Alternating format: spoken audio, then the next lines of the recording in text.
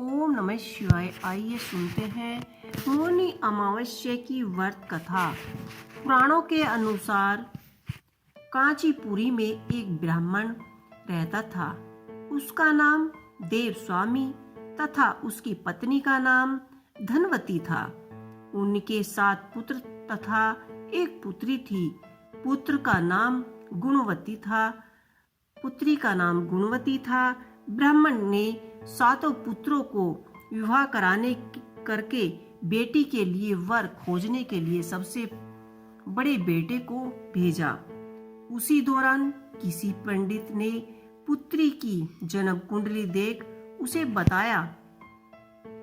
बताया सप्तपदी होते होते यह कन्या विधवा हो जाएगी।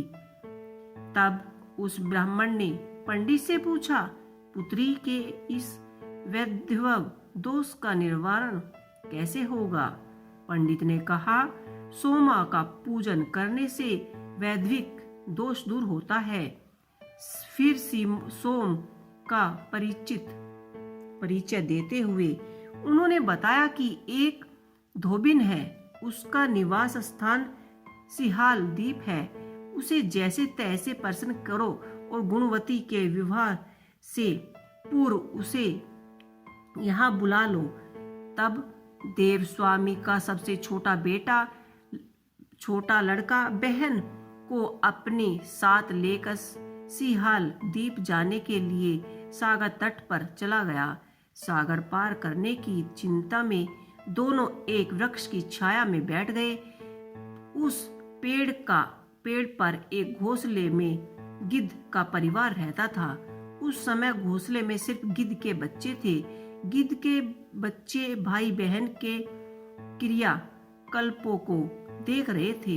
संध्याकाल के समय उन बच्चों को गिद्ध के बच्चों की माँ आई और उन्होंने भोजन नहीं किया। वह अपनी माँ से बोले, नीचे 2 प्राणी सुबह से भूखे प्यासे बैठे हैं। जब तक वे कुछ नहीं खाएंगे लेते तब तक हम भी कुछ नहीं खाएंगे। तब दया और ममता के विषीभूत गिद्ध माता उनके पास आई और बोली, मैंने आपकी इच्छाओं को जान लिया है। इस वन में जो भी फल फूल कंद मूल मिलेगा मैं ले आती हूँ। आप भोजन कर लीजिए। मैं प्रातःकाल आपको सागर पार करा कर सिहाल द्वीप की सीमा के पास पहुंचा दूंगी।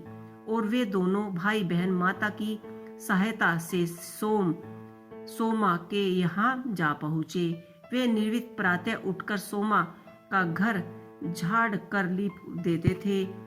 एक दिन सोमा ने अपनी बहुओं से पूछा, हमारे घर कौन बहारता है, कौन लीपता पोतता है? सबने कहा, हमारे सिवा और कौन बाहर से इस काम के लिए आएगा? किंतु सोमा को उनकी बात का पर विश्वास नहीं हुआ। एक दिन उसने रहस्य जानना चाहा। वह सारी रात जागती और सब कुछ प्रत्यक्ष देखकर जान गई कि सोमा का उन बहन भाइयों से विलाप हुआ। भाई ने सोमा को बहन संबंधी सारी बात बता दी। सोमा ने उनकी श्रम साधना तथा सेवा से प्रसन्न होकर उचित समय पर उनके घर पहुंचने का वचन देकर कन्या के वैधविक दोष निवारण का आश्वासन दिया।